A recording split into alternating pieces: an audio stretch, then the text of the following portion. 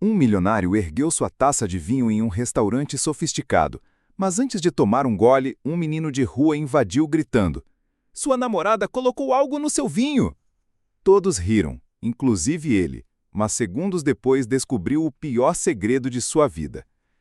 Antes de começar, inscreva-se no nosso canal e deixe seu like, porque o que está prestes a acontecer pode mudar tudo. O silêncio solene do restaurante, com seu teto abobadado, foi quebrado de repente por um grito que ninguém esperava. "Não beba isso!" Uma voz infantil, rouca e trêmula, cortou o murmúrio elegante de taças e talheres. As cabeças se voltaram ao mesmo tempo. Entre garçons de smoking e clientes vestidos de gala, surgiu um menino de no máximo 10 anos, descalço, com roupas rasgadas e a pele marcada pela sujeira da rua. Os seguranças do local correram imediatamente em sua direção, mas o garoto já havia gritado o suficiente para gelar o sangue dos presentes. Eduardo Viana, o empresário que naquela noite celebrava a iminente fusão de sua empresa com um conglomerado internacional, segurava a taça de vinho entre os dedos. Segundos antes, ele havia erguido o copo com um sorriso calculado para sua noiva, Clara Mendes, deslumbrante em um vestido vermelho que parecia feito para atrair todos os olhares. Tudo congelou no instante em que aquelas palavras ecoaram. "Sua namorada colocou algo no seu vinho." O salão ficou em um silêncio sepulcral. Os olhos de Clara se arregalaram e, em seguida, transformaram-se em uma expressão gélida de indignação contra o intruso. "Tirem esse menino daqui agora!" ordenou com um tom entre raiva e constrangimento, como se alguém tivesse ousado manchar a perfeição da sua noite. Os seguranças agarraram o garoto com rispidez, arrancando-lhe um gemido. Mas mesmo enquanto o arrastavam, João, como saberiam mais tarde ser seu nome, continuava lutando para falar, mexendo as pernas e se debatendo contra os homens da segurança. "Estou dizendo para não beber! Ela quer te envenenar!" Risadas nervosas de alguns convidados tentaram trazer a calma, como se tudo fosse uma cena absurda. "Apenas um menino louco!" murmuraram alguns. Outros olhavam para Eduardo com uma curiosidade mórbida, esperando para ver se ele se deixaria levar por aquela acusação ridícula. Eduardo, no entanto, permaneceu imóvel, com a taça a centímetros dos lábios.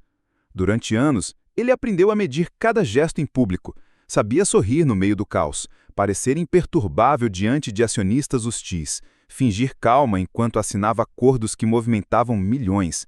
Mas naquela noite, a certeza daquele menino plantou uma dúvida impossível de ignorar. Ele olhou para Clara. Ela sustentou o olhar com perfeição, firme, quase ofendida. "Você vai mesmo dar ouvidos a isso?" perguntou com um sorriso frio e mal disfarçado. Eduardo riu suavemente como se tudo fosse um mal-entendido grotesco. "Claro que não, meu amor", disse fingindo segurança, mas sem que ninguém percebesse, com a habilidade de um homem acostumado a se mover silenciosamente entre tubarões, trocou as taças com um movimento leve. O vinho, que seria dele, acabou na frente de Clara. Ela não notou a troca. O brinde continuou entre murmúrios inconfortáveis, e foi então que aconteceu. Clara levou a taça aos lábios com graça, tomou um gole profundo e, em poucos segundos, seu rosto mudou. Primeiro empalideceu, depois se contraiu em uma dor indizível. Seus dedos soltaram a ditor a taça, que explodiu contra o chão de mármore. O som seco ecoou como um tiro no restaurante. Um segundo depois, o corpo de Clara se arqueou e caiu para o lado. Convulsões, espuma na boca. O grito de uma mulher cortou o ar. "Ela foi envenenada!" O caos se instalou. Mesas viradas, taças caindo, convidados correndo para a saída. Os seguranças esqueceram o menino por um instante e correram até Clara, que se contorcia no chão, enquanto os garçons pediam socorro. Eduardo, de pé, observava a cena com os olhos fixos, sentindo a certeza se cravar no peito. O menino havia dito a verdade. Em poucos minutos, uma ambulância chegou ao restaurante. Clara foi levada em uma maca, com os cabelos desgrenhados, os lábios arroxeados e o olhar perdido. Os flashes dos fotógrafos, que já se aglomeravam na entrada, capturaram cada segundo, saboreando o escândalo. Os convidados murmuravam versões diferentes da história. Alguns diziam que o menino foi manipulado para arruinar a noite. Outros garantiam que Clara era vítima de um atentado contra Eduardo. Ninguém concordava, exceto em um ponto. Aquela noite virou um pesadelo de manchetes. Eduardo caminhou em silêncio até a saída, ignorando os jornalistas. Os seguranças haviam expulsado o menino, mas algo dentro dele não o deixou seguir em frente. Aquela voz infantil ecoava em sua mente. Ela quer te envenenar! Horas depois, Eduardo estava na sala de espera do hospital. O luxo do restaurante ficou para trás.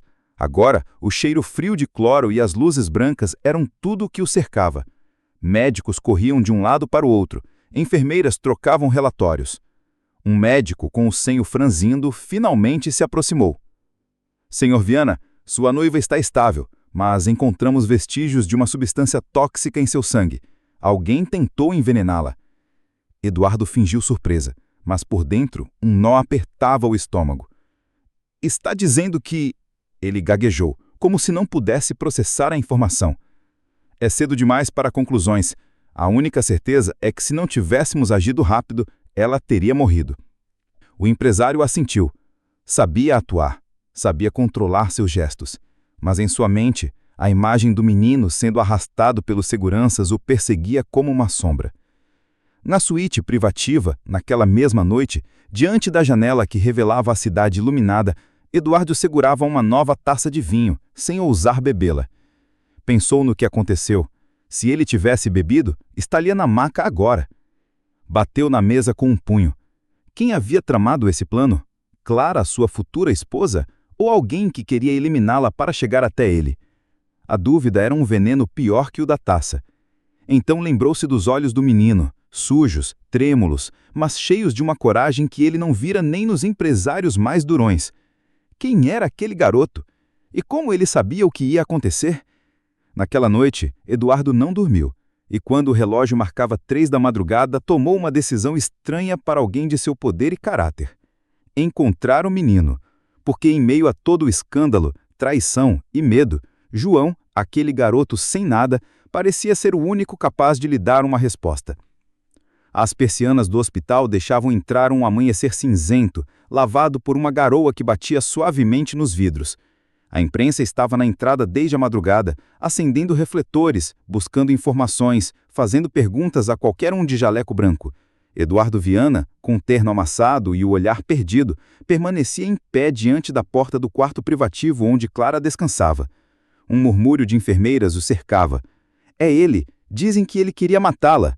Não, dizem que ela tentou matá-lo. O rumor já havia se espalhado, e o pior é que Eduardo não tinha controle sobre ele. Um médico se aproximou com uma prancheta na mão. Era o mesmo que horas antes informou sobre a intoxicação. Senhor Viana, temos mais resultados. Eduardo virou-se lentamente. Fale. A substância no sangue da senhorita Mendes é um composto raro, um tóxico que, em doses altas, causa falência orgânica imediata. Foi administrado na taça de vinho. Eduardo apertou a mandíbula. Tem certeza disso? Sim. E tem mais. Recebemos os relatórios preliminares da polícia. Encontraram impressões digitais na taça. Não eram dos garçons. Eram dela. As palavras caíram como um bloco de concreto. Eduardo sentiu o ar ficar pesado. Está insinuando que Clara envenenou a própria taça? O médico deu de ombros. Não posso afirmar isso. Só repito o que dizem os exames. A taça com resíduos de veneno tinha as impressões digitais da senhorita Mendes. Quando o viu, Clara fingiu um sorriso fraco. Eduardo. Sua voz era frágil, quase partida. O que aconteceu? Mal me lembro de nada. Ele ficou de pé, encarando-a sem piscar. Dizem que tentaram te envenenar. Ela fingiu surpresa.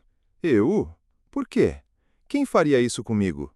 Eduardo deu alguns passos à frente, aproximando-se o suficiente para que só ela ouvisse. Suas impressões digitais estavam na taça. Clara o encarou por alguns segundos, depois soltou uma risada breve, quase dolorosa, que logo se transformou em tosse. Eduardo, por favor, você realmente vai acreditar nisso? Acha que eu colocaria veneno na minha própria taça? Ele não respondeu. Apenas observou cada gesto, cada nuance em seu rosto. Clara estendeu a mão para tocar a dele, mas ele não se moveu. Querem me destruir, Eduardo? Não percebe? Sussurrou baixando a voz. Querem te destruir e estão me usando. Do lado de fora, a imprensa estava em polvorosa. Os noticiários transmitiam ao vivo da entrada do hospital. Fontes não confirmadas garantem que a senhorita Clara Mendes, noiva de Eduardo Viana, pode ter sido vítima de um atentado por envenenamento. Outros rumores sugerem que a taça de vinho destinada a Viana foi manipulada. Estaríamos diante de uma guerra empresarial disfarçada de um romance fracassado? As redes sociais fervem com teorias. Alguns a chamam de noiva envenenadora, outros a defendem como a verdadeira vítima. Cada vez que um jornalista conseguia se aproximar da entrada, gritava: "Senhor Viana, tentativa de homicídio ou acidente? Vai seguir com o noivado? O que sabe do menino que invadiu o restaurante?" Eduardo não respondia. Caminhava em direção ao carro com um rosto inexpressivo, mas por dentro sentia que cada palavra dos repórteres arrancava um pedaço de sua tranquilidade. A figura de João reapareceu em sua mente como um eco impossível de silenciar. O menino não estava em lugar nenhum. Ninguém o reteve após o escândalo. Ele havia desaparecido como um fantasma na noite. Em seu escritório, horas depois, Eduardo serviu-se de um copo d'água e o segurou entre as mãos, como se temesse que alguém mais o tivesse tocado. A lembrança da taça trocada o atormentava. Ele deveria ter sido o que caiu convulsionando diante de todos. Abriu o jornal digital em seu tablet. A manchete principal: Noite de veneno, o escândalo no jantar de Viana. As fotos o mostravam segurando a taça, Clara desabando e, ao fundo, um menino sendo arrastado pelos seguranças. A imagem de João havia viralizado em questão de horas. Memes, manchetes, especulações. O pequeno herói anônimo, chamavam alguns. O cúmplice infiltrado, diziam outros. Eduardo deslizou o dedo pela tela, observando a foto em detalhes. O rosto do menino estava cheio de medo, mas também de uma coragem estranha. Ninguém o conhecia, ninguém sabia seu nome, e ainda assim ele era a peça central de toda a história. Naquela tarde, um inspetor de polícia pediu para falar com ele. Carregava uma pasta sob o braço. "Senhor Viana, precisamos de sua ajuda com algumas perguntas." "Vá em frente." Revisamos as câmeras do restaurante. O menino entrou pela cozinha, desviando dos cozinheiros. Antes de se aproximar de você, ficou escondido por alguns minutos atrás de uma coluna, observando. "E o que isso significa?" perguntou Eduardo com a voz tensa. Talvez ele soubesse o que ia acontecer. "Não é coincidência." Eduardo não respondeu. O inspetor continuou. "Estamos investigando todas as possibilidades. O veneno na taça, as impressões digitais de sua noiva, a invasão do menino. Nada disso parece um acidente." Está insinuando que... Clara? Não insinuamos nada ainda. Só digo que, se não fosse pela troca de taças, você não estaria aqui sentado. Naquela noite, Clara ligou do hospital. Sua voz soava doce, quase teatral. "Amor, por favor, não deixe essa tragédia nos separar. Você e eu sabemos que alguém quer nos fazer mal." Eduardo permaneceu em silêncio. "Diga que confie em mim", insistiu ela com um tom carregado de vulnerabilidade. Ele fechou os olhos. A imagem de João gritando no meio do restaurante voltou à tona. A voz do menino ecoava mais alto que as palavras de Clara. Finalmente, Eduardo desligou sem responder. Os dias seguintes foram um turbilhão midiático. Os programas de TV reprisavam sem parar a cena do restaurante. Dramatizavam com atores, convidavam especialistas em criminalística. Alguns afirmavam que o casamento seria cancelado. Outros garantiam que era uma cortina de fumaça para desviar de problemas na fusão empresarial. Na intimidade, Eduardo sentia que sua vida desmoronava. A promessa de felicidade havia sido contaminada por veneno, literalmente. E a única voz que parecia fazer sentido, em meio à confusão, era de um menino de rua que agora havia sumido como se nunca tivesse existido. Enquanto observava a cidade de sua janela, tomou a decisão que marcaria o rumo do que estava por vir. Encontrar um menino e descobrir a verdade, custe o que custar. A cidade à noite tinha um rosto diferente do que Eduardo Viana estava acostumado a ver da comodidade de suas janelas panorâmicas. Não eram as luzes brilhantes das torres empresariais que o cercavam agora, mas os becos úmidos, o cheiro de lixo acumulado e a respiração de um mundo que ele ignorara a vida toda. Um motorista o esperava no carro blindado, mas ele pediu para caminhar sozinho por aquelas ruas, guiado apenas por um contato de segurança que o levava a uma área onde os meninos de rua costumavam dormir. Cada passo no asfalto rachado parecia um contraste violento com os tapetes vermelhos dos restaurantes onde passava suas noites. Tem certeza disso, Sr. Viana? Perguntou o segurança olhando ao redor. Só me mostre onde, respondeu Eduardo com o olhar fixo à frente.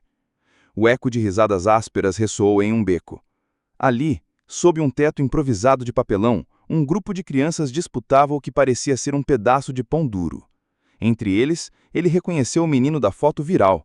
Estava jogado a um canto, encolhido, com o rosto coberto de hematomas recentes. O coração de Eduardo deu um salto.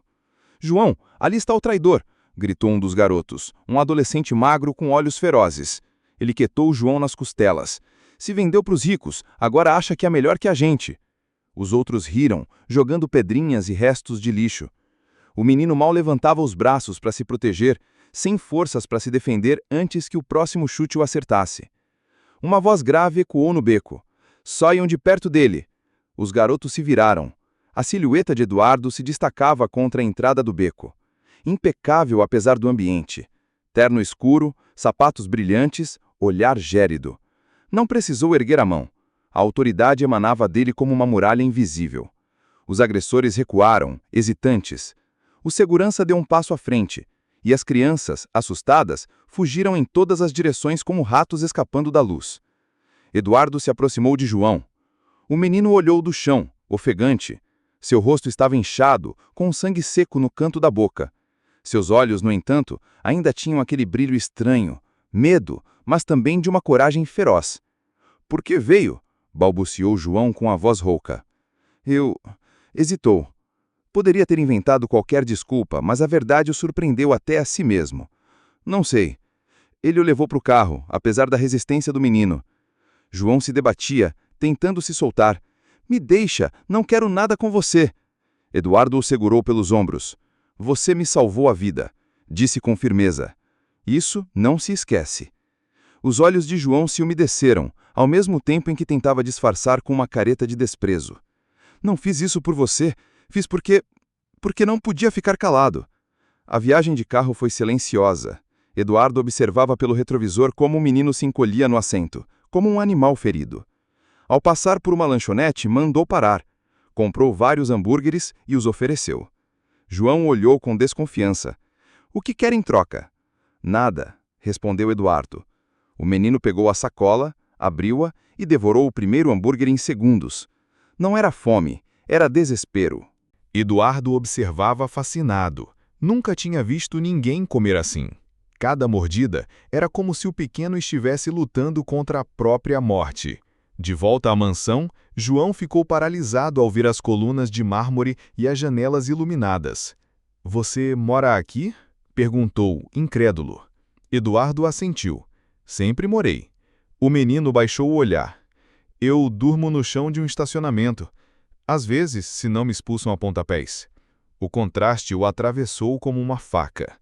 Eduardo, pela primeira vez em anos, sentiu vergonha de tudo o que possuía. Uma médica particular foi chamada para atender o menino.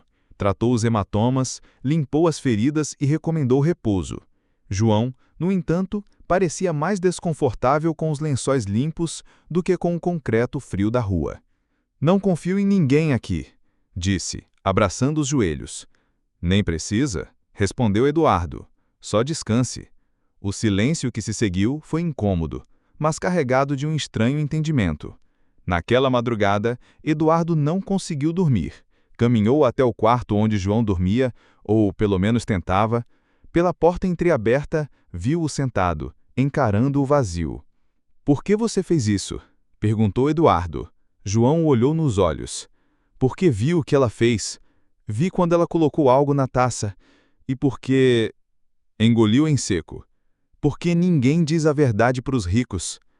"Eu digo." Eduardo sentiu um arrepio. O menino não pediu nada em troca, não buscou benefício, apenas arriscou a pele por uma verdade que ninguém mais ousava contar. Esse gesto tão simples e tão brutal foi a primeira rachadura no muro de frieza que Eduardo construíra por toda a vida. O empresário se retirou, mas as palavras do menino ficaram cravadas em sua mente. Naquele momento, entendeu algo perturbador. O verdadeiro luxo não estava em sua mansão, nem no seu dinheiro, nem nas fusões bilionárias. O verdadeiro luxo era ter a coragem de João, um menino invisível para o mundo, mas capaz de mudar o destino de um homem que tinha tudo. Eduardo deitou-se na cama, mas o sono não veio. Havia apenas uma certeza queimando em seu peito. Aquele menino o havia transformado para sempre. O hospital cheirava a desinfetante e flores frescas, que algum assistente deixara na mesa do quarto privativo. Clara estava sentada na cama, o rosto maquiado com sutileza, como se quisesse apagar qualquer traço de fraqueza. Quando Eduardo entrou, ela o recebeu com um sorriso estudado, o mesmo gesto encantador que desarmava diretores, políticos e jornalistas em dezenas de eventos sociais. "Amor", disse com voz suave, estendendo a mão. "Não sabe o quanto estou grata por você estar aqui?" Eduardo a observou em silêncio. Tinha aprendido a detectar nuances em negociações, um tremor na voz, um olhar desviado, um detalhe ensaiado demais. O que via diante dele era um roteiro executado com perfeição, mas por trás da máscara havia algo que rangia. Sentou-se na poltrona ao lado da cama, o rosto impassível. "Os médicos dizem que alguém colocou veneno na sua taça." Clara fingiu horror, levando a mão ao peito. "Como assim?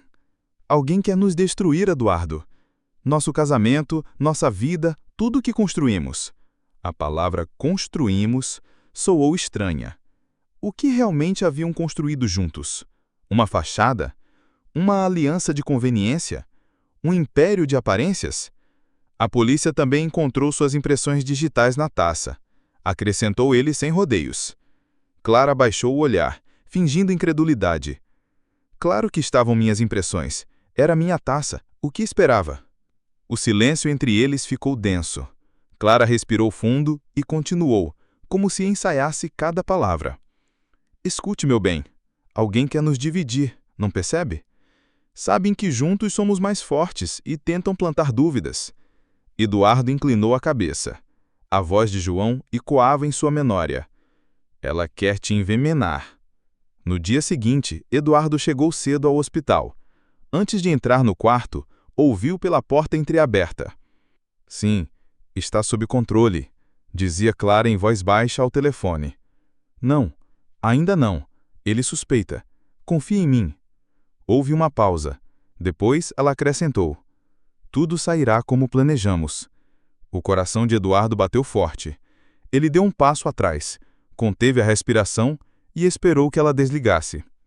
Quando entrou, Clara já sorria como se nada tivesse acontecido. "Eduardo", exclamou fingindo surpresa. "Estava falando com minha mãe. Ela está muito preocupada comigo."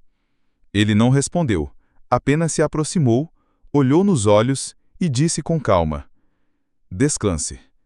Naquela noite, na mansão, João rondava em silêncio, movia-se como um gato de rua sem fazer no ar, observando cada canto. Embora o luxo o intimidasse, também lhe permitia se esconder facilmente. Cortinas longas, corredores intermináveis, quartos que ninguém usava.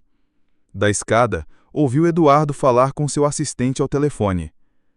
"Quero um relatório completo das ligações de Clara", ordenava o milionário com voz grave. "Qualquer número desconhecido, qualquer reunião fora da agenda, e eu quero agora." João apertou os punhos. Ele vira Clara no hospital. Ouvira o tom de sua voz. Não era o de uma vítima. Era de alguém que sabia mais do que dizia. Dias depois, Clara voltou à mansão. Entrou com um porte impecável, cercada por fotógrafos que a aplaudiam como uma heroína que retornava após sobreviver a um atentado. "A noiva resiliente, a mulher que venceu o veneno", diziam as revistas. No salão principal, posou sorridente para as câmeras, segurando a mão de Eduardo. Ele, rígido, mantinha a fachada pública, mas por trás daquele sorriso, sua mente era um turbilhão de dúvidas. Quando os jornalistas foram embora, Clara se aproximou e o beijou na bochecha. "Temos que permanecer unidos", sussurrou. Eduardo olhou sem responder. Da varanda do andar superior, escondido nas sombras, João observava a cena. Não confiava naquela mulher. E, embora fosse apenas um menino, seu instinto de rua gritava que havia perigo em cada sorriso que ela oferecia. Naquela noite, Clara e Eduardo jantaram sozinhos. No salão de jantar, a mesa estava repleta de pratos finos, mas Eduardo mal tocou a comida. Clara falava do casamento, das flores, dos convidados, da lua de mel. Ele a escutava em silêncio, analisando cada palavra. De repente, o celular de Clara vibrou sobre a mesa. Ela o pegou com uma rapidez inusitada e guardou sem olhar. Quem era? Perguntou Eduardo. Ninguém, respondeu ela com um sorriso rápido. Um engano. Mentira. Ele notou na forma como os músculos do pescoço dela se tergilaram. Naquela madrugada, João não conseguia dormir. Levantou-se e caminhou pelos corredores até chegar perto do escritório de Eduardo. Escondeu-se por trás da porta entreaberta e ouviu. Não posso confiar nela, dizia Eduardo em voz baixa enquanto examinava documentos. Tudo se encaixa bem demais para ser coincidência. João engoliu em seco. Sabia o que era viver cercado de mentiras e traições, mesmo na rua. Mas agora, dentro daquela mansão, o perigo parecia maior do que nunca. Eduardo ergueu o olhar para a janela, como se falasse consigo mesmo. Se estou cercado de máscaras, preciso de alguém que veja o que eu não consigo. E sem saber, esse alguém já estava ouvindo em silêncio. João, o menino invisível para o mundo, mas com os olhos mais abertos do que nunca. O escritório de Eduardo Viana, no 38º andar da torre que levava seu sobrenome, sempre foi um santuário de controle. Tudo estava em seu lugar. As persianas motorizadas abriam e fechavam com um clique. O uísque de 12 anos repousava em um móvel de cristal, e as telas de seu computador exibiam gráficos em ascensão.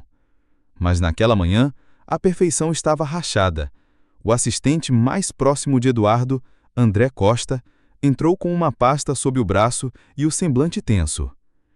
Revisei o que me pediu, disse, fechando a porta atrás de si. E há movimentos estranhos. Eduardo ergueu o olhar da tela. Em quais contas? Em várias, respondeu André, abrindo a pasta. Transferências pequenas, aparentemente inofensivas, mas constantes. Todas terminam em empresas fantasmas registradas no exterior. A trilha leva a um mesmo grupo, o mesmo escritório de advocacia que, por coincidência, Clara contratou há 3 meses. O silêncio pesou. Eduardo apertou a caneta que segurava na mão. Executivos envolvidos, 2 diretores de área e um membro do conselho. Estão desviando dinheiro, Eduardo, e não são quantias pequenas. O empresário fechou os olhos por um instante. Ele dedicara a vida a blindar a empresa contra inimigos externos, mas nunca imaginou que a traição pudesse brotar de dentro. Enquanto isso, na mansão, João rondava os corredores como um fantasma inquieto. Recebera roupas novas, comida quente e uma cama macia, mas nada disso lhe trazia segurança. Pelo contrário, o sobrecarregava. Na rua, não havia luxos, mas também não havia promessas falsas. Eduardo tentou se aproximar durante o café da manhã. A mesa estava repleta de opções, sucos, croissants, frutas exóticas. João, por outro lado, só tocava no pão branco com as mãos nervosas. Pode comer o que quiser, disse Eduardo com um tom amigável que soava estranho até para ele mesmo. O menino não ergueu o olhar. Não preciso de mais nada. O silêncio ficou incômodo. Eduardo buscou palavras, mas não as encontrou. Estava acostumado a fechar negócios com frases calculadas, não a conquistar a confiança de um menino desconfiado. João, disse finalmente, o que você fez no restaurante salvou minha vida. O menino o olhou por um segundo com aqueles olhos escuros que pareciam enxergar além das paredes. Depois, voltou a baixar o olhar. Você não me deve nada. A frase caiu como uma porta batendo. Mais tarde, Eduardo recebeu um relatório em seu escritório. André ampliara a investigação. Descobriu que parte do dinheiro desviado era usado para financiar campanhas de difamação na mídia, artigos anônimos, reportagens sugerindo que a fortuna de Viana era sustentada por manobras sujas. Querem arruinar sua imagem antes que a fusão se concretize, explicou André. E Clara está no meio de tudo isso. Eduardo ouvia com o senho franzido. Não precisava de mais provas para desconfiar, mas também não podia acusá-la abertamente. A linha entre a dúvida e a certeza ainda não fora cruzada. Ao voltar para casa, Eduardo encontrou João sentado nas escadas de mármore, encarando o chão como se buscasse uma fuga. Parou diante dele. "Não confia em mim?" perguntou Eduardo quase como uma constatação, mais do que uma pergunta. O menino o encarou com dureza. "Por que confiaria? Os ricos nunca fazem nada de graça." A frase o atingiu mais que qualquer manchete ou relatório financeiro. Eduardo quis responder, mas se conteve. O que poderia dizer? Que ele era diferente? Não, ele ainda não era. Naquela noite, enquanto revisava repetidamente as transferências suspeitas em seu escritório, Eduardo entendeu que as rachaduras já estavam abertas em sua empresa, em sua noiva, em seu próprio mundo. E o mais perturbador era que o único testemunho honesto de tudo o que acontecia estava no quarto de hóspedes de sua mansão. Um menino de rua que não confiava nele, mas que o enxergava com mais clareza que qualquer um. A mansão dormia em silêncio, mas João não conseguia pregar o olho. A cama macia era desconfortável, suave demais para quem aprendera a descansar no concreto duro. Ele se levantou na escuridão e vagou pelos corredores.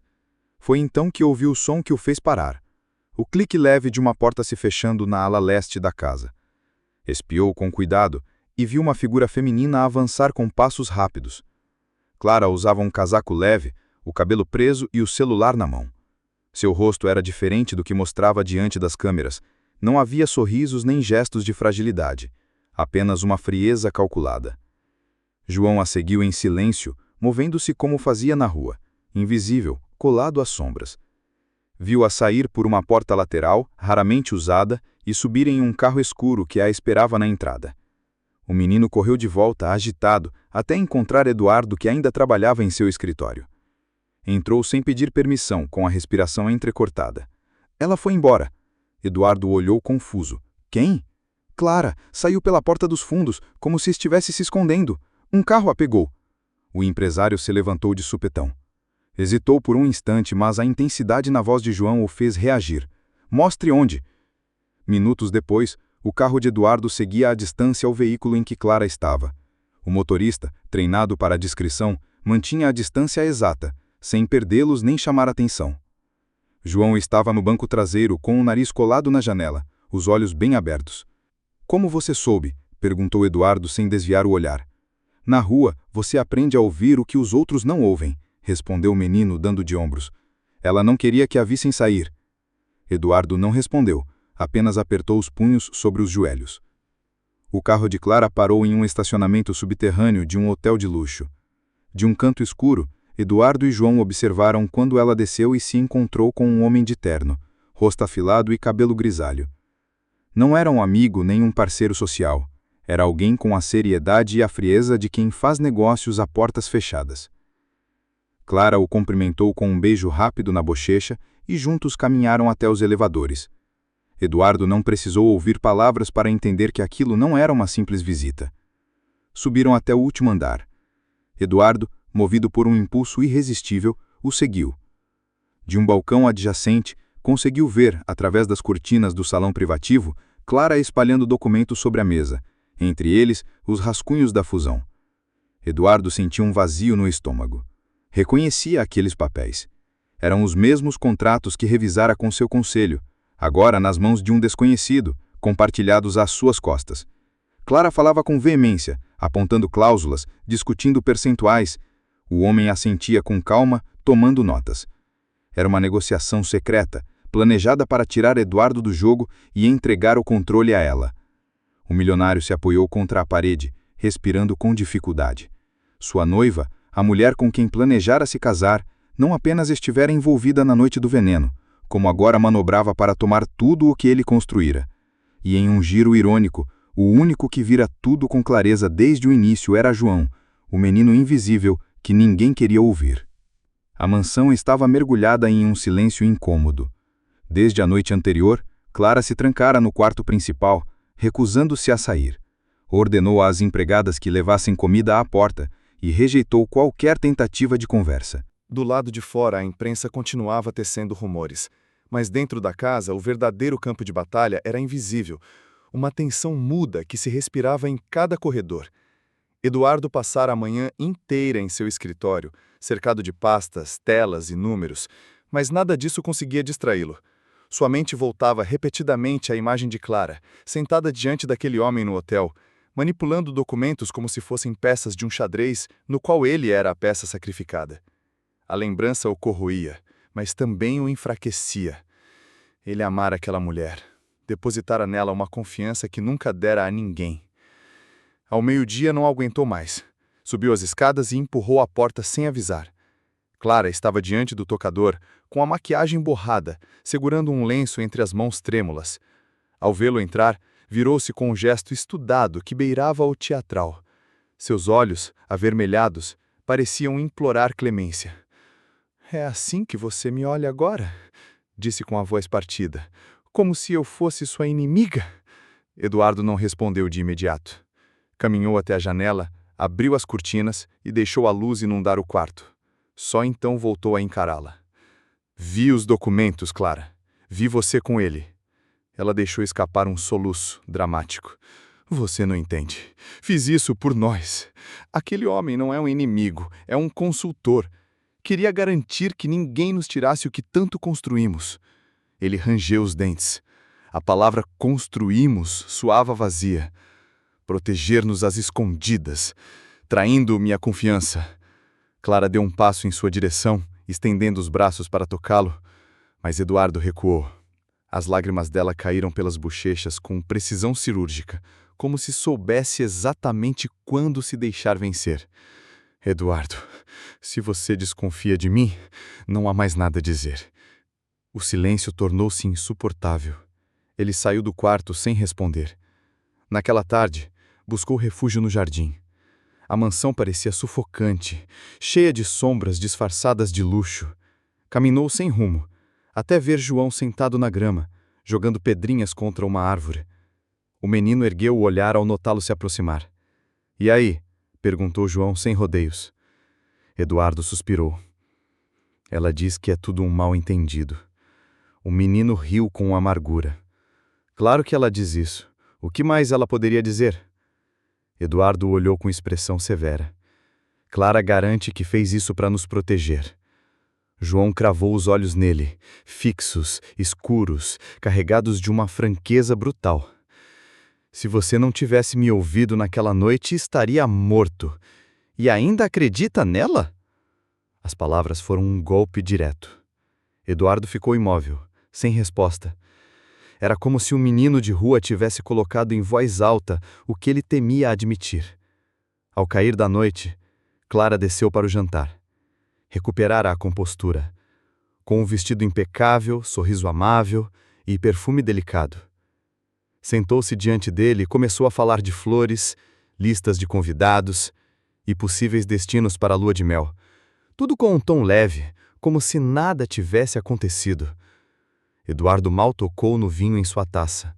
Observava-a com uma calma fria, perguntando se cada gesto era parte de um teatro cuidadosamente ensaiado.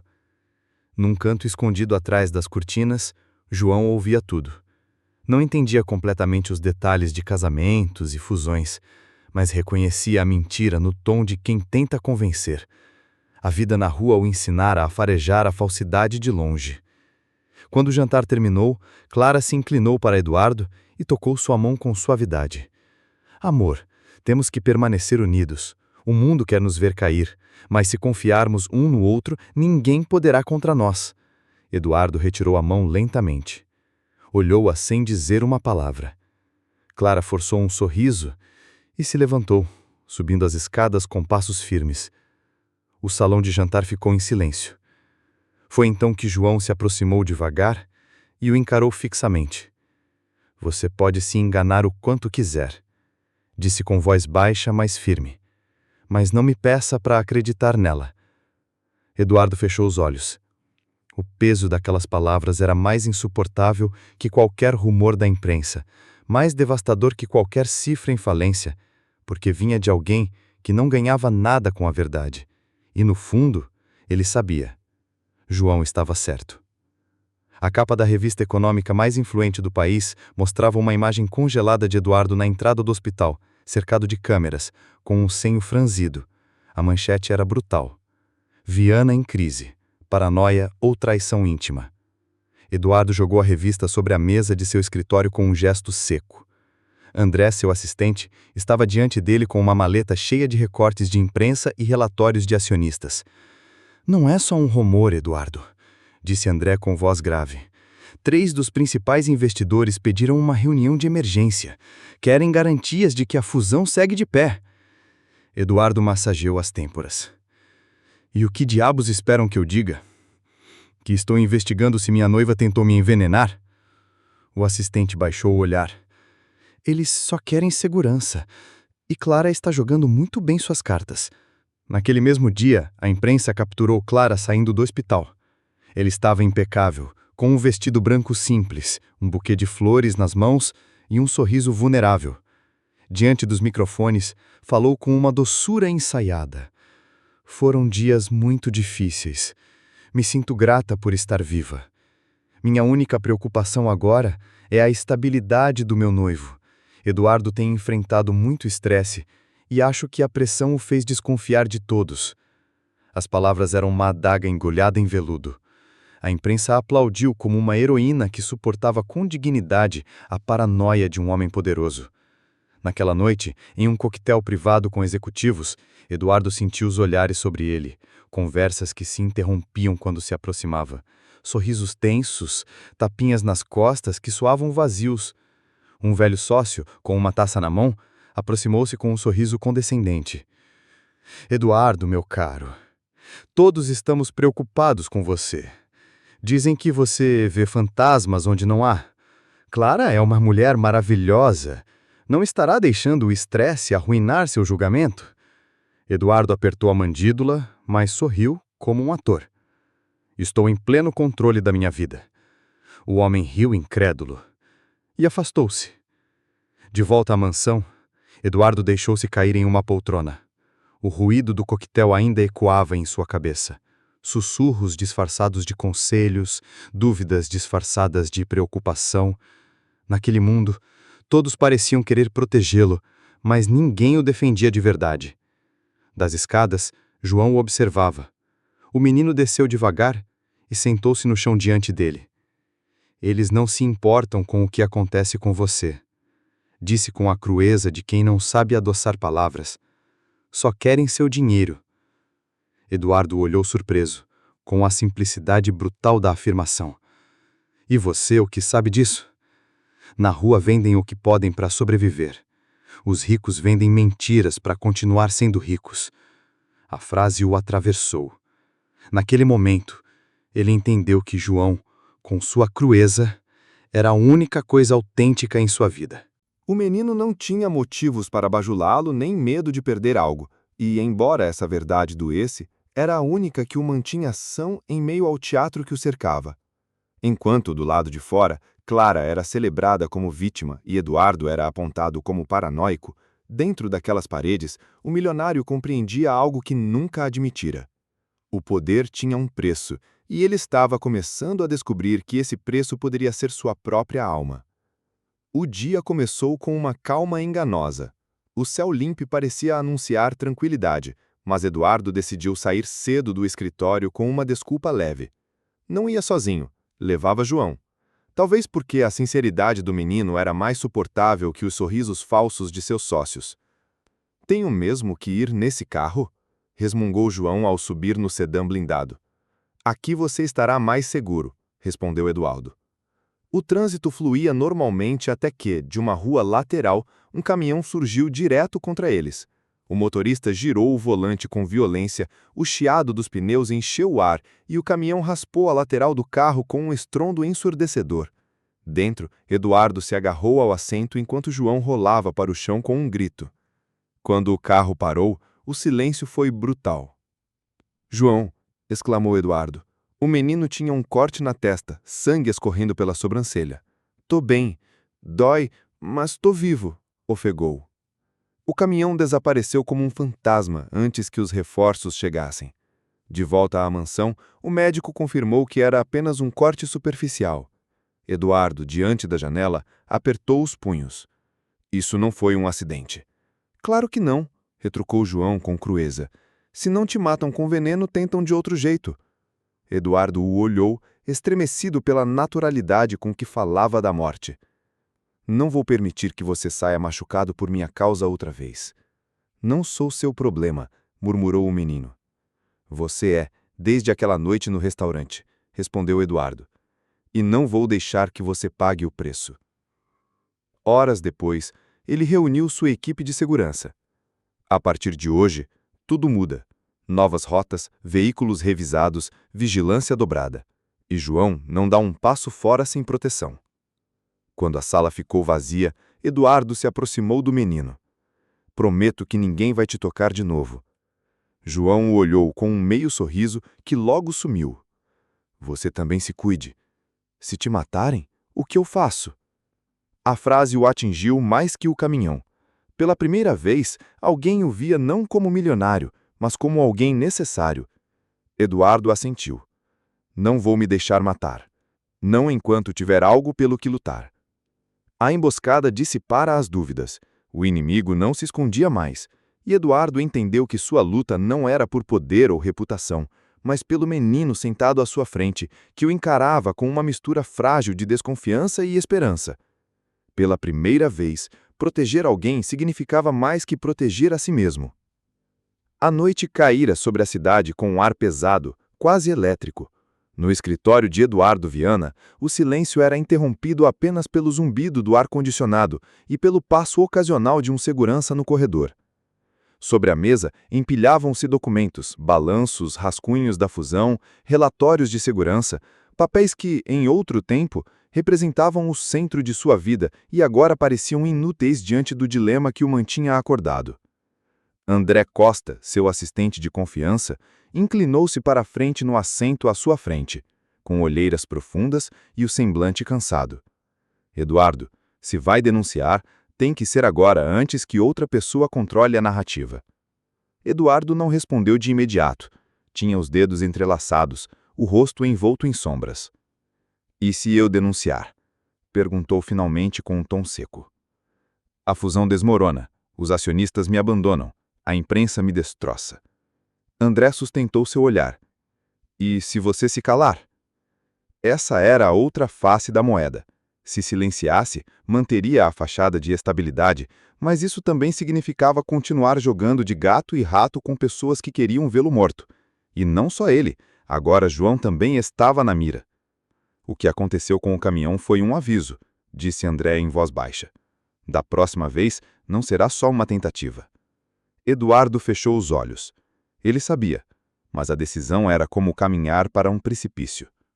Quando André se foi, Eduardo ficou sozinho no escritório. O uísque na mesa o tentava, mas ele o ignorou. Em vez disso, saiu para o jardim. Precisava de ar, mesmo que fosse o ar frio da madrugada. Lá encontrou João. O menino estava sentado na grama úmida jogando pedrinhas na fonte como se disputasse uma partida silenciosa contra a água. Tinha a testa enfaixada, um lembrete fresco da emboscada do caminhão. Você deveria estar na cama, disse Eduardo, tentando soar paternal, embora sua voz saísse mais áspera do que esperava. João nem o olhou. Não consigo dormir. Você também não. Eduardo deixou-se cair ao seu lado. O silêncio durou alguns segundos, interrompido apenas pelo respingo da água quando outra pedrinha caía na fonte. Se eu falar, murmurou Eduardo quase para si mesmo, posso perder tudo. Se me calar, posso morrer. João virou o rosto lentamente para ele. Seus olhos escuros pareciam mais velhos que sua idade. E o que você ganha se calando? Eduardo o olhou, surpreso com a simplicidade brutal da pergunta. Protejo o Gruconstruí, minha empresa, meu nome. O menino arqueou uma sobrancelha, incrédulo. E de que adianta tudo isso se você não consegue se salvar? As palavras foram um golpe seco, direto, sem anestésia. Eduardo piscou, desconcertado. O que você disse? O que você ouviu? João não desviou o olhar. Você fala de dinheiro, de contratos, de reputação, mas se amanhã te matarem, o que isso importa? Quem vai lutar pelo que você diz que é seu se você não estiver aqui? O silêncio caiu pesado. Eduardo sentiu o ar lhe faltar. A frase, tão crua e tão lógica, demoliu cada desculpa que repetira em sua mente. Ele percebeu que passara tempo demais tentando salvar uma fachada, enquanto arriscava o único insubstituível, a vida. Pela primeira vez em anos, ficou sem argumentos. Não havia justificativa ou cálculo empresarial que pudesse derrubar a verdade nua que um menino de rua acabara de jogar em sua cara. João, talvez intimidado pelo silêncio, baixou o olhar. Você pode fazer o que quiser, mas se te matarem, eu volto para a rua, e dessa vez ninguém vai me ouvir quando eu gritar. A confissão, dita sem dramatismo, o atravessou. Eduardo nunca considerou o que sua própria morte significaria para alguém que não estivesse ligado a ele por um contrato. Respirou fundo, levantou-se e falou com uma firmeza que nem ele mesmo esperava.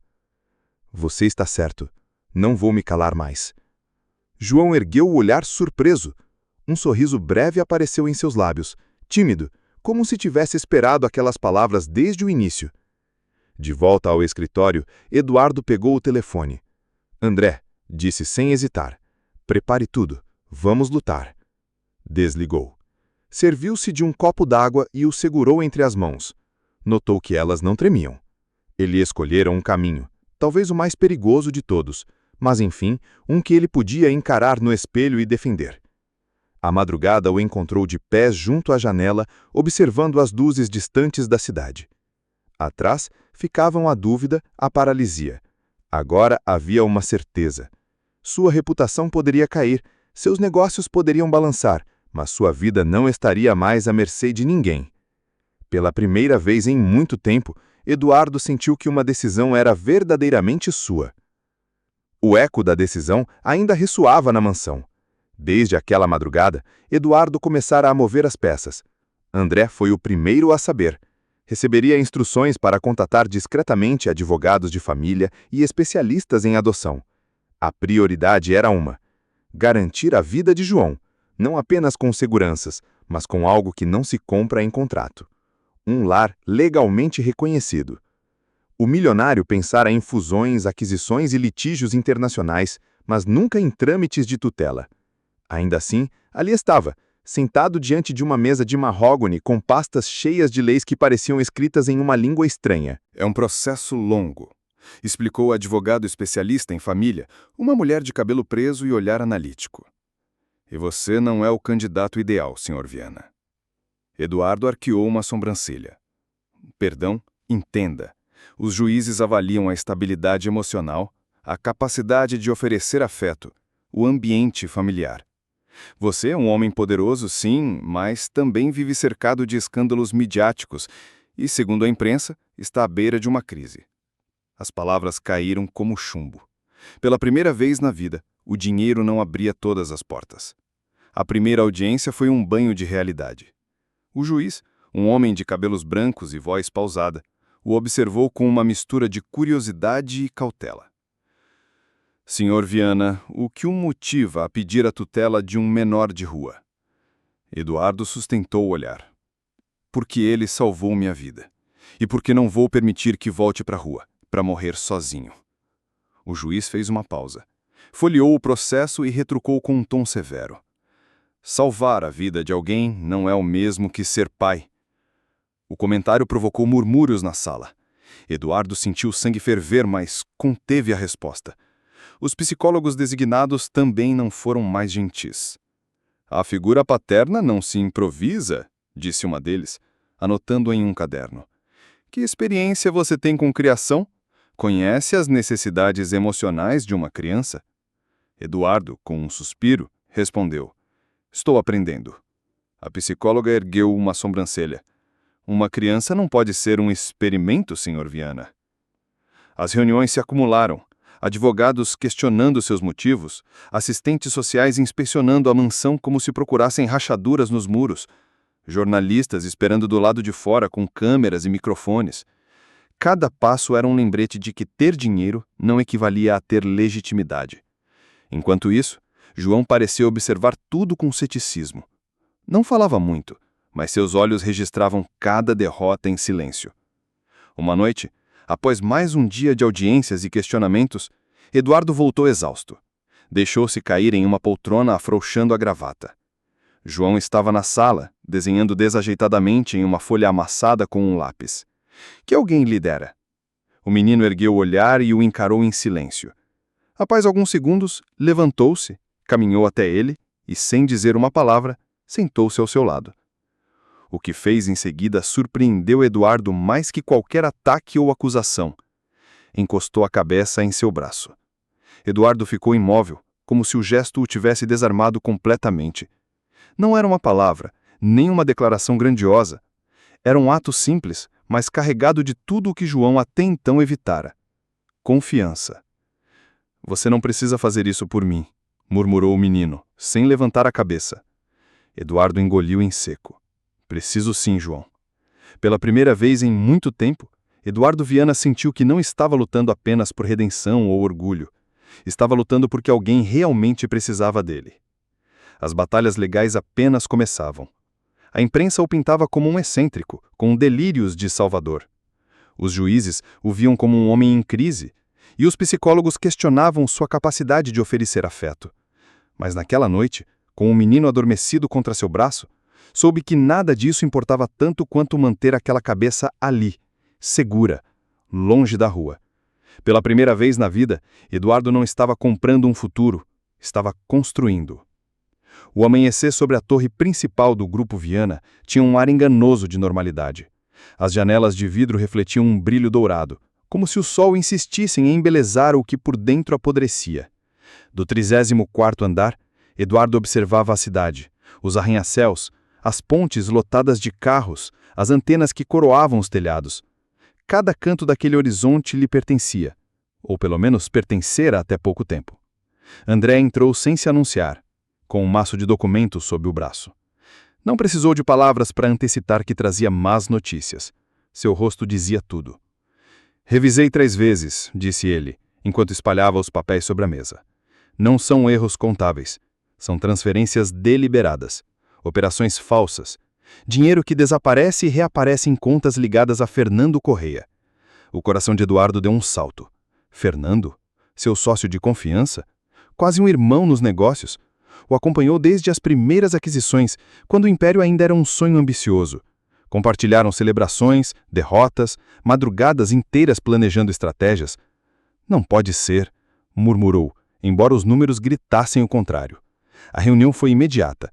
Ele o chamou ao escritório naquela mesma tarde. Fernando chegou pontual, com sua elegância habitual. Terno de corte perfeito, sorriso comedido, o porte de quem aprendera a se mover nas altas esferas. Eduardo, o que houve? Perguntou com tom afável. Eduardo encarou em silêncio por alguns segundos, então jogou os documentos sobre a mesa. Explica isso. Fernando folheou o relatório com uma confusão fingida. Certamente um erro administrativo. Você sabe como são os auditores. Buscam falhas onde não existem. Chega! Rugiu Eduardo, batendo na mesa com o punho. Não brinque comigo. Por um instante, o sócio tentou manter a fachada, mas ao ver a fúria nos olhos de Eduardo, deixou-a cair.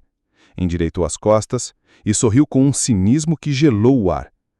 Você realmente achou que poderia controlar tudo para sempre? O silêncio foi uma faca. Clara?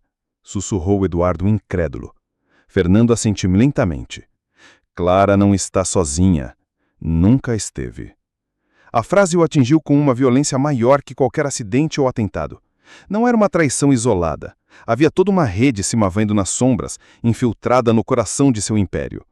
Os dias seguintes confirmaram a magnitude do golpe. Relatórios internos começaram a vazar para a imprensa, revelando irregularidades financeiras que, embora manipuladas, pareciam devastadoras. Investidores ligavam a cada hora exigindo respostas. Acionistas pediam reuniões urgentes, com rostos crispados em chamadas de vídeo de diferentes partes do mundo. Eduardo, precisamos de estabilidade, dizia um com um português impecável de Londres. Sua vida privada virou um escândalo público, acusava outro de Miami. E agora é isso. Não podemos nos arriscar mais. A junta diretiva foi o golpe final. Ele entrou com a cabeça erguida, decidido a expor a fraude. Os rostos ao redor da mesa oval, no entanto, o receberam com um ar distante. Alguns baixaram o olhar, outros o encararam com pena. Senhores, o que está acontecendo não é uma crise de gestão. É uma conspiração. Alguém está desviando fundos, manipulando operações. E sim, sei que Fernando está envolvido. O murmúrio na sala foi imediato. Um dos diretores levantou a mão. Com todo o respeito, Eduardo, não há provas conclusivas. O que temos são perdas, uma queda no valor das ações e uma tempestade midiática em torno de sua vida pessoal. O golpe foi brutal. Ele tentou retrucar, mas outros intervieram. Havia dúvidas, medo, acusações veladas. Por fim, por votação, retiraram parte de seus direitos de decisão no conselho. Sua voz no império que ele mesmo fundara foi reduzida. De volta à mansão, Eduardo sentia um vazio estranho. Não era apenas a raiva. Era como se tivessem arrancado algo vital. Ele vivera décadas convencido de que o poder era indestrutível, de que nada nem ninguém poderia derrubá-lo. E agora, uma rede de traidores o deixava cambaleando. Nas escadas, João o esperava. Não perguntou muito, não precisava. Encarou-o com a inquietação de quem intui uma derrota.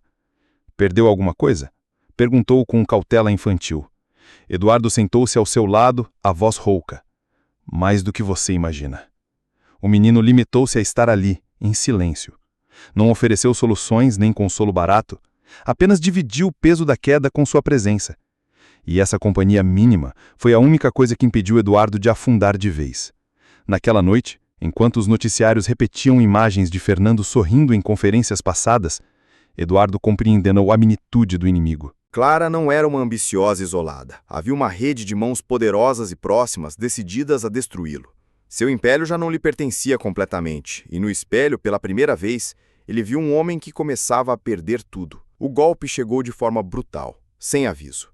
Uma ligação fria de André, logo após o amanhecer. Eduardo, as contas principais estão congeladas. Não há acesso aos fundos, nem para despesas menores. A imprensa já sabe. O milionário ficou em silêncio, o telefone pressionado contra a orelha.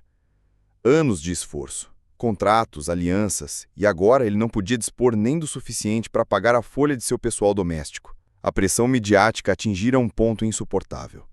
Dezenas de repórteres e cinegrafistas se aglomeravam diante da mansão.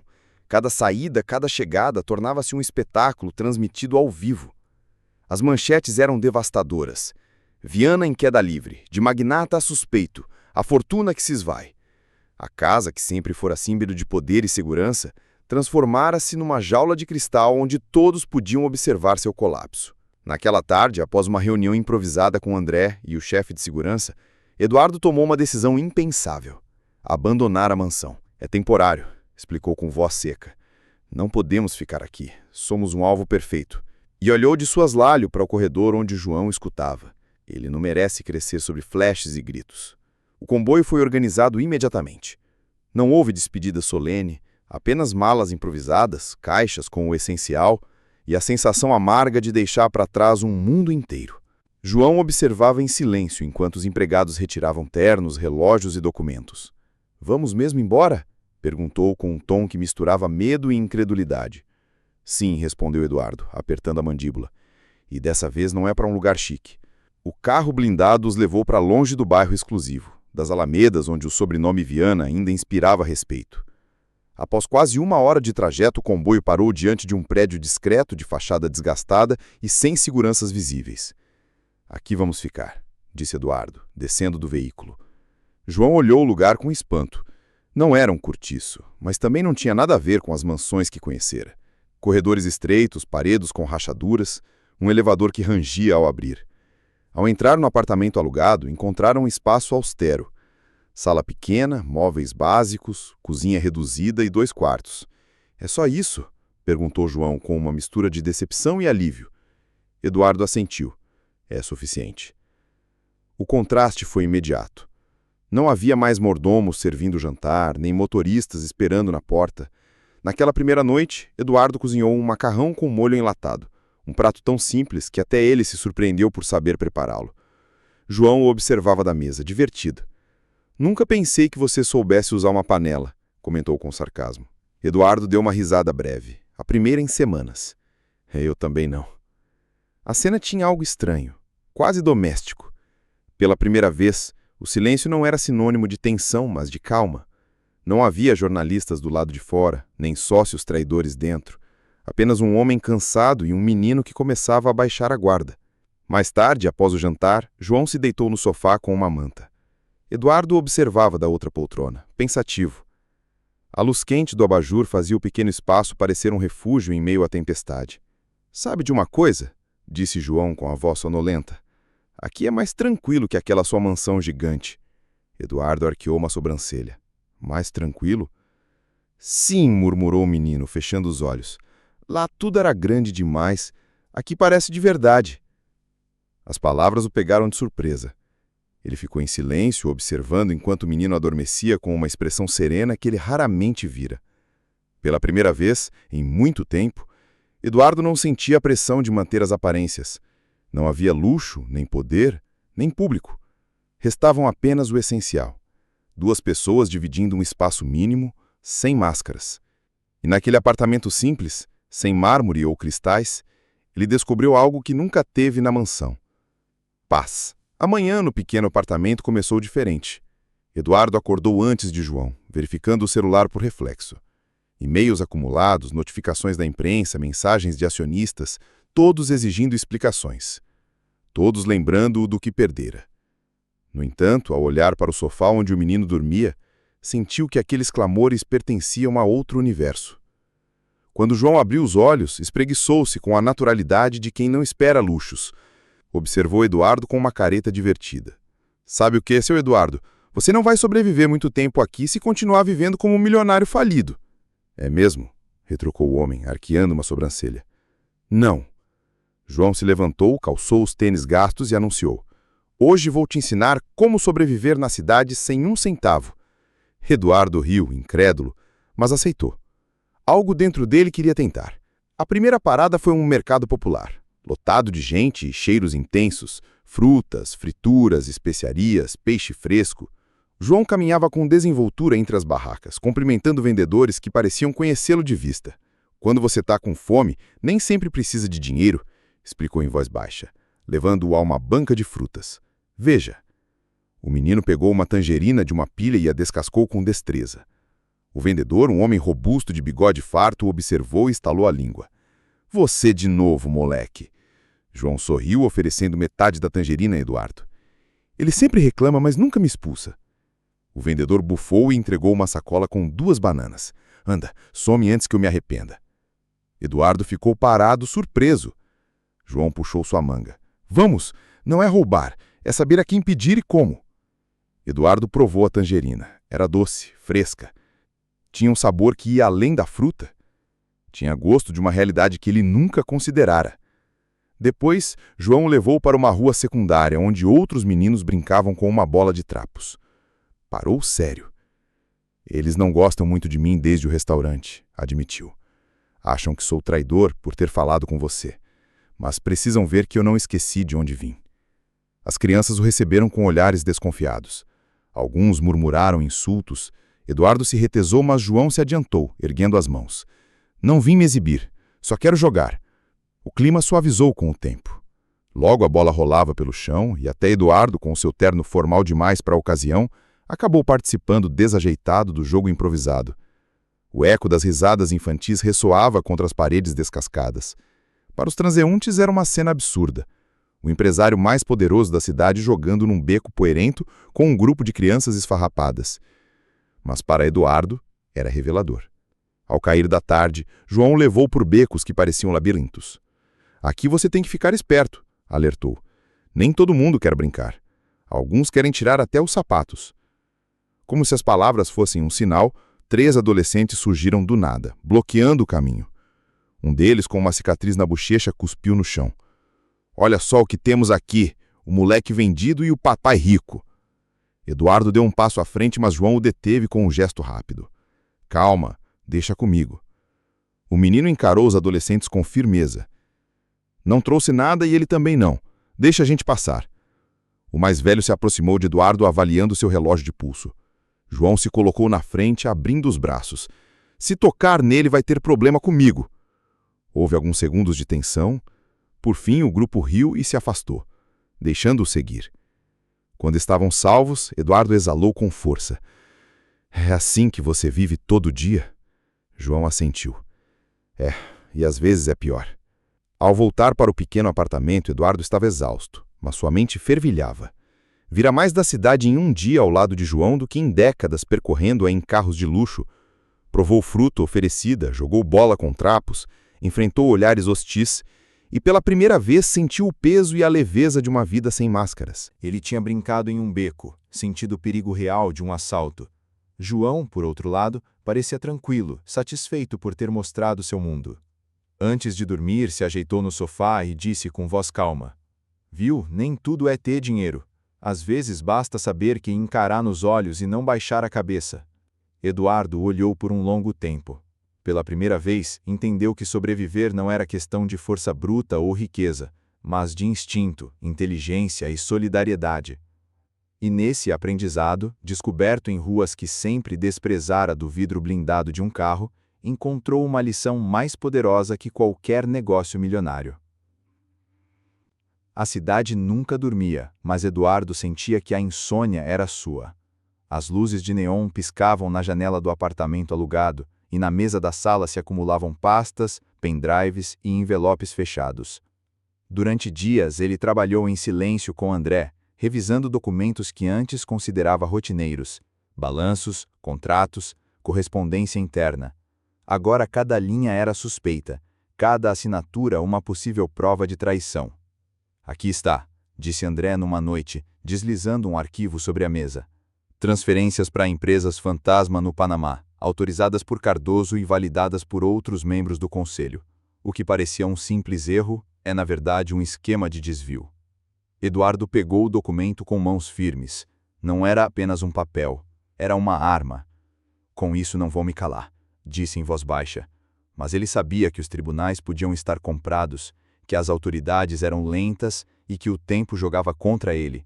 Precisava de algo imediato, impactante, capaz de mobilizar a opinião pública. A decisão veio sozinha à sua mente. A imprensa. Se os investidores souberem disso por mim, antes dos traidores, explicou a André, vão perder a confiança neles, não em mim. O contato foi discreto. Por meio de um velho amigo, localizou Mariana Silva, jornalista conhecida por sua obstinação em casos de corrupção. O encontro aconteceu numa cafeteria de bairro, longe das câmeras. Mariana chegou com o gravador desligado e um caderno na mão. Olhou-o nos olhos. Se vai me usar para limpar seu nome, não perca meu tempo. Eduardo respirou fundo, abriu a pasta e a empurrou para ela. Não é sobre mim. É sobre eles. Mariana leu em silêncio. Suas sobrancelhas se erguiam cada vez mais. Ao terminar, fechou o arquivo e o olhou novamente. Se isso for verdade, Sr. Albuquerque, você está assinando sua sentença de morte. Já tentaram me matar antes. Respondeu sem hesitar. Não vou ficar parado enquanto destroem tudo o que construí. A primeira matéria saiu 3 dias depois. Manchete em letras pretas. Escândalo no Grupo Albuquerque. Rede de corrupção interna. Milhões em contas fantasmas. Os telejornais repercutiram a história. Os programas de debate discutiam as implicações. Pela primeira vez, a narrativa não o pintava como o único vilão. Havia outros nomes, outros rostos expostos à luz pública. Mas o contra-ataque teve um preço. Uma noite, ao voltar para o apartamento com João após comprar comida, um carro escuro se aproximou numa esquina deserta. A janela desceu poucos centímetros. Um murmúrio veio de dentro. Para de cavar, Albuquerque, ou a próxima manchete será seu obituário. O carro arrancou e sumiu nas sombras. João olhou com olhos arregalados. Ouviu o que disseram. Eduardo segurou pelos ombros. Não vou parar. E não se preocupe. Eles não vão tocar em você. O menino, ainda tremendo, apertou os lábios.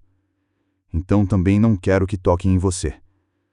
Naquela noite, João ficou acordado, sentado no sofá ao lado de Eduardo. Por que arriscar tanto? Perguntou com a franqueza de sempre. Eduardo observou por um longo tempo. Porque alguém precisa fazer isso. E porque você me ensinou que ficar calado é o mesmo que deixar que me matem. O menino baixou a cabeça, quase envergonhado, mas um leve sorriso surgiu em seu rosto. Os dias seguintes foram uma guerra aberta. Cada matéria de Mariana gerava um novo escândalo. Cada aparição de Eduardo na mídia era respondida com ameaças ou tentativas de difamação. Mas o vento começava a mudar. Ele já não era o milionário paranoico. Agora era o homem que desafiava uma rede de poder. O perigo era real, iminente. Mas no meio do caos, Eduardo descobriu algo inesperado. A motivação que o impulsionava não era apenas recuperar sua empresa, mas proteger o menino que se tornara sua razão de lutar. E pela primeira vez em muito tempo, Eduardo Albuquerque não se sentia um homem fugindo, mas um homem contra-atacando. O restaurante estava quase vazio. Um lustre de cristal projetava reflexo suave sobre as taças de vinho intocadas na mesa. Eduardo chegou pontual, embora soubesse que o encontro era uma armadilha disfarçada de reunião privada. Aceitara porque queria encará-la, nos olhos, sem intermediários, sem câmeras, sem conselhos de advogados. Camila apareceu minutos depois, com um vestido preto elegante e uma aura impecável. Não parecia a mulher acusada nos jornais, mas a mesma diva social que conquistava capas de revistas meses antes. Entrou com passos firmes e seu perfume encheu o ar, como uma lembrança venenosa. Eduardo, disse com um sorriso suave que enganaria qualquer um. Você parece cansada. Ela não respondeu. Apenas o observou com a testa franzida e as mãos cruzadas sobre a mesa. Camila sentou-se à sua frente, inclinando-se para a frente. Sei que isso está te destruindo. Sei o que você perdeu. Mas não precisa acabar assim. Eduardo permaneceu em silêncio. Deixou-a falar. Podemos consertar isso. A voz dela era sedosa, quase hipnótica. Você e eu, juntos, como sempre deveria ter sido. Esqueça o menino. Pare de lutar contra um muro que não vai derrubar. Volte comigo. Eu posso te devolver a estabilidade, a imagem, o respeito. As palavras caíram como cafas. Esqueça o menino. A frase ecoou na mente de Eduardo com uma fúria contida. Finalmente ele falou. Você realmente acha que ainda pode me comprar com essa fachada de amor? Camila ergueu uma sobrancelha, ofendida. Não estou te comprando. Estou te oferecendo salvar a única coisa que importa. Seu nome. Meu nome não vale nada se eu tiver que vender minha alma para mantê-lo. Retrucou com voz firme. Por um instante, o silêncio os envolveu. O som distante de talheres em outra mesa foi a única coisa que quebrou a tensão. Camila sorriu novamente, mas dessa vez a doçura sumiu. Em seu lugar surgiu um brilho frio no seu olhar. Então você já decidiu. Prefere afundar com um menino de rua a voltar ao topo comigo? Eduardo a encarou fixamente. Prefiro afundar de pé, a viver de joelhos ao seu lado. Camila respirou fundo, controlando o tremor na mandíbula. Levantou-se lentamente, com a mesma elegância com que chegara. Mas sua voz, antes de sair, foi um veneno destilado. Você me subestimou, Eduardo. Vai pagar caro. Vou te destruir. E nem esse garoto nem seus discursos heróicos vão te salvar. Ela se virou e saiu do restaurante, deixando um traço de perfume e ameaça. Eduardo ficou sentado por alguns segundos, observando a taça de vinho intocada à sua frente. Lembrou-se do primeiro aviso de João, naquela noite em que tudo começou. Um sorriso amargo cruzou seu rosto. Sabia que o pior estava por vir. A noite parecia tranquila. Da janela do modesto apartamento, Eduardo observava as luzes distantes da cidade enquanto revisava papéis. João, exausto por um dia agitado, adormecera no sofá com um caderno nas mãos. O silêncio era incomum, quase frágil, como se prenunciasse uma mudança iminente. A campainha tocou. Eduardo franziu a testa. Ninguém deveria saber que estavam ali. Caminhou com cautela até a porta e olhou pelo olho de máquina. Um homem de uniforme de entrega segurava uma caixa. Entrega para o Sr. Albuquerque, disse com voz neutra. Algo não fazia sentido. Eduardo não esperava nenhum pacote. Hesitou por alguns segundos, mas o homem insistiu com uma batida leve na caixa. Finalmente, abriu a porta apenas uma fresta, com a tranca ainda posta. Foi um erro. O homem empurrou com força e mais 2 surgiram do corredor. Tudo aconteceu em segundos. Uma luta, um soco no estômago que roubou o ar e um grito abafado de João. Não, deixem ele! Conseguiu rugir Eduardo, tentando se levantar, mas o menino já estava nas mãos dos desconhecidos que o arrastavam com brutalidade pelo corredor. João chutava, arranhava, gritava seu nome. A caixa de papelão ficou jogada no chão, vazia, apenas uma isca. A porta se fechou com um estrondo atrás deles. O eco dos passos sumiu na escada. Eduardo se levantou com dificuldade, a testa suada. Correu até a porta, mas, ao chegar ao corredor, já era tarde. O elevador descia rapidamente. Seu coração batia descontrolado. Voltou ao apartamento procurando o telefone com desespero. Então, o viu. Sobre a mesa, haviam deixado um envelope. Abriu-o com as mãos trêmulas. Um papel com letras impressas em tipografia fria. Dizia: se quer vê-lo vivo, pare tudo. Renuncie publicamente e entregue o que tem. Não haverá segundo aviso. A raiva e o medo o atravessaram ao mesmo tempo. Ele se deixou cair em uma cadeira, o papel na mão. O golpe mais cruel. Não queriam apenas sua empresa, queriam quebrar o único elagem autêntico que lhe restava. Minutos depois, André chegou, alarmado pela ligação entrecortada que recebera. Encontrou-o com um envelope amassado e o rosto desfigurado. Levaram ele, André. Levaram João. O assistente o olhou horrorizado. O que vamos fazer? Eduardo rangeu os dentes. O que for preciso. Durante horas, revisaram gravações das câmeras de segurança. Nas proximidades, um carro preto sem placas recolhera os sequestradores a poucas quadras. Além disso, nada. Era um golpe perfeitamente planejado. A polícia não era uma opção. Eduardo sabia que muitos policiais estavam comprados. Recorrer a eles só colocaria o menino em maior risco. Perto do amanhecer, exausto, Eduardo se trancou no banheiro, jogou água fria no rosto e se olhou no espelho. O que viu não era o empresário impecável de antes, mas um homem à beira do abismo. Não vou deixar que o matem, disse com a voz partida. A angústia se misturava a uma dor aguda que apertava seu peito. Lembrou-se da primeira vez que João lhe falou, tremendo, no restaurante. Lembrou-se das noites compartilhadas no apartamento, das caminhadas pela rua, do menino ensinando-o a sobreviver sem dinheiro. Ele já não era um estranho, era sua família. E essa família fora arrancada de suas mãos. Um segundo envelope chegou ao meio-dia, deslizado por baixo da porta. Desta vez, continha uma fotografia. João com os olhos vendados e as mãos amarradas, sentado em uma cadeira metálica. No verso, uma frase curta: o tempo está correndo. O coração de Eduardo explodiu em raiva. Ele se levantou de supetão e socou a parede. André tentou acalmá-lo, mas ele já tomara uma decisão. Não vou ceder, nem renunciar, vou encontrá-los. O assistente o olhou, compreendendo a determinação em seus olhos. Então é guerra, Eduardo. O milionário assentiu. Sim, e desta vez não pretendo perder. Naquela noite, Eduardo se preparou, reuniu contatos, revisou velhos aliados, fez ligações que nunca pensou voltar a fazer. A rede acertara seu ponto mais fraco, mas também acendera nele uma fúria que ele jamais sentira. Por João, estava disposto a arriscar tudo. A partida já não era apenas empresarial, agora era pessoal.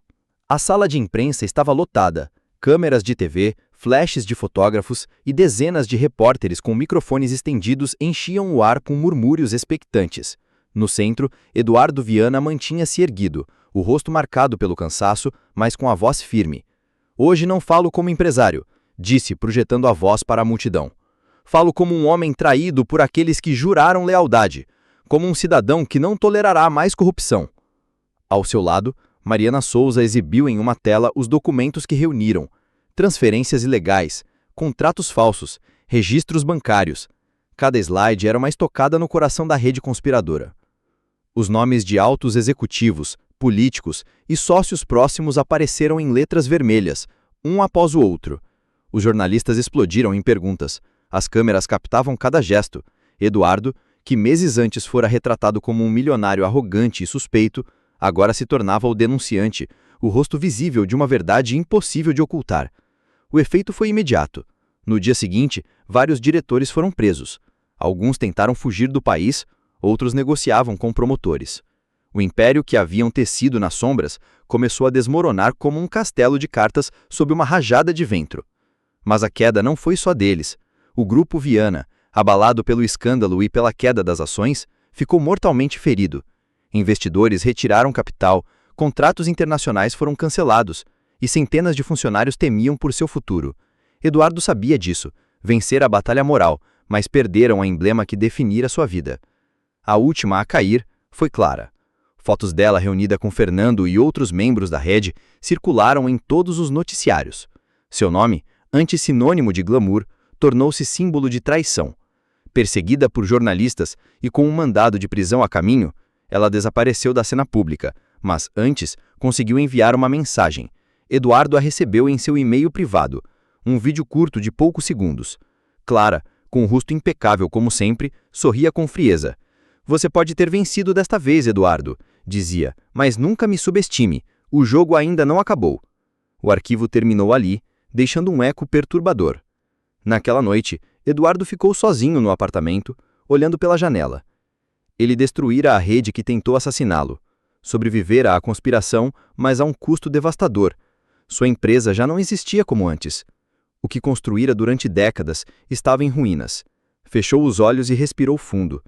Pela primeira vez, compreendeu que seu verdadeiro império não era feito de vidro e aço, mas daquilo que ainda lhe restava: João.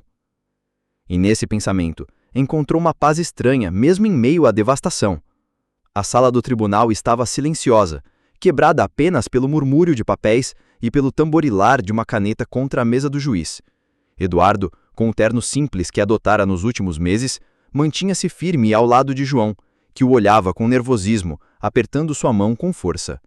O juiz folheava o processo, enquanto um psicólogo e uma assistente social apresentavam seus relatórios. O senhor Albuquerque demonstrou mudanças significativas em seu comportamento e na forma de se relacionar com o menor, leu o juiz com voz grave. Passou de um homem focado apenas no poder econômico a mostrar um compromisso real com o bem-estar do menino. As palavras ecoaram com peso na sala. Eduardo respirou fundo, contendo a emoção. O mais importante, continuou o juiz, é que o menor João manifestou de forma clara e firme seu desejo de permanecer sob os cuidados do solicitante. Nesse instante, João deu um passo à frente, olhou o juiz com coragem e disse: "Ele me salvou quando ninguém mais o fez. Não é perfeito, mas é minha família." O juiz assentiu lentamente. Bateu o martelo na mesa. "Concede-se a guarda legal a Eduardo Albuquerque." O coração de Eduardo transbordou.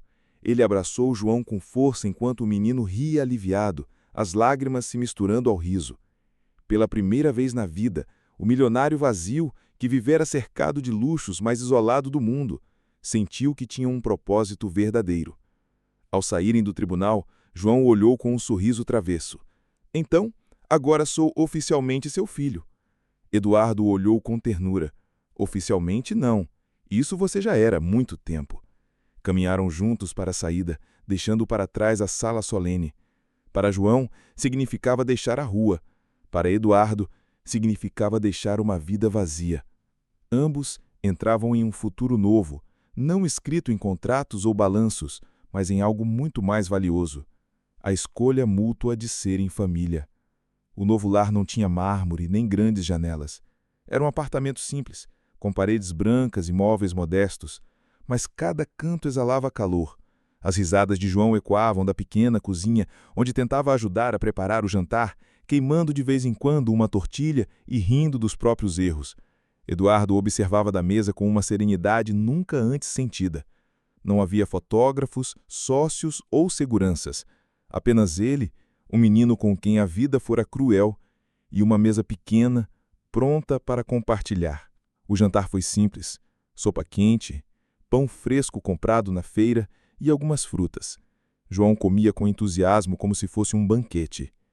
"Sabe, seu Eduardo", disse com a boca cheia de pão, Esta é a melhor casa que já tivemos. O homem sorriu. Por quê? Não tem luxo nenhum? Exatamente por isso, respondeu João, dando de ombros. Aqui não tem ninguém querendo nos roubar nada. O silêncio que veio não foi incômodo, foi cheio de entendimento. Ao terminarem, Eduardo se levantou e serviu 2 copos de leite. Colocou um na frente de João e segurou o outro. O menino o olhou curioso. Eduardo ergueu o copo com os olhos brilhando de emoção contida. Há muito tempo, tudo começou com uma taça de vinho. Uma taça que quase me custou a vida. João assentiu, lembrando aquela noite no restaurante. Hoje, quero que terminemos essa história com algo diferente. Não com o vinho da traição, mas com isto, erguendo o copo, símbolo do que somos agora. Uma família. João, com um sorriso largo, ergueu o seu copo e o chocou com o de Eduardo. Por nós. O som dos copos se encontrou suavemente. Não havia aplausos ou testemunhas. Apenas 2 pessoas brindando na intimidade de um lar verdadeiro, sem máscaras ou poder. Eduardo tomou um gole e olhou para o menino. O poder e a riqueza são efêmeros, João. Desaparecem de um dia para o outro. Mas o que você me ensinou, isso é a única coisa que não podem nos tirar. A lealdade e o amor incondicional. João sorriu e, pela primeira vez na vida, não se sentia um menino de rua, sentiu-se filho. A lâmpada da sala iluminava a cena com um brilho quente. Lá fora, a cidade continuava rugindo, indiferente. Mas dentro daquele lar, em um simples copo de leite, havia um mundo novo, onde 2 destinos quebrados encontraram redenção. E assim terminou a história de Eduardo Albuquerque, o milionário que perdeu tudo, exceto o que realmente importava. Obrigado por nos acompanhar até o fim desta história. Lembre-se de se inscrever, deixar seu like e nos contar nos comentários o que achou da história e de que país está nos assistindo. Nos vemos na próxima história.